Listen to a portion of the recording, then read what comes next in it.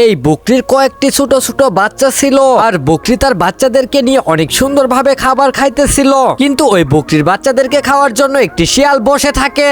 ছাগলের বাচ্চাগুলো ঘরের ভিতরে অনেক সুন্দরভাবে খেলা করতেছিল, কিন্তু বাইরে থেকে ওই শিয়ালটি দরজায় নক করে। বাচ্চাগুলো ভিতর থেকে জিজ্ঞাসা করে বাইরে কে, আর তখন শিয়াল বলে আমি তোমাদের মা। কিন্তু ছাগলের বাচ্চাগুলোর কোনো মতেই বিশ্বাস হয় না। তারপর সবগুলো বাচ্চা একসাথে হয় এবং কি দরজা খুলে না। আর দুষ্ট শিয়াল অনেক সময় দাঁড়িয়ে থেকে সেখান থেকে একটা সময় চলে যায়। দুষ্ট শিয়ালটি শিকার না করতে পেরে একটি ভালুকের কাছে চলে আসে। আর ভাল্লুকটি কিন্তু তার একটি পোষা পাখিকে খাওয়াইতেছিল। ভাল্লুক আর পাখির মধ্যে কিন্তু অনেক পরিমাণ ভালোবাসা রয়েছে। শিয়াল তখন ভালুককে বলে, ভালুক ভাই আমি একটি শিকার করতে চাইছিলাম, কিন্তু কোনোভাবেই আমি পারতেছি না, তুমি আমাকে কিছু বুদ্ধি দাও। শিয়াল তখন ভালুকের কাছ থেকে বুদ্ধি নিয়ে চলে আসে।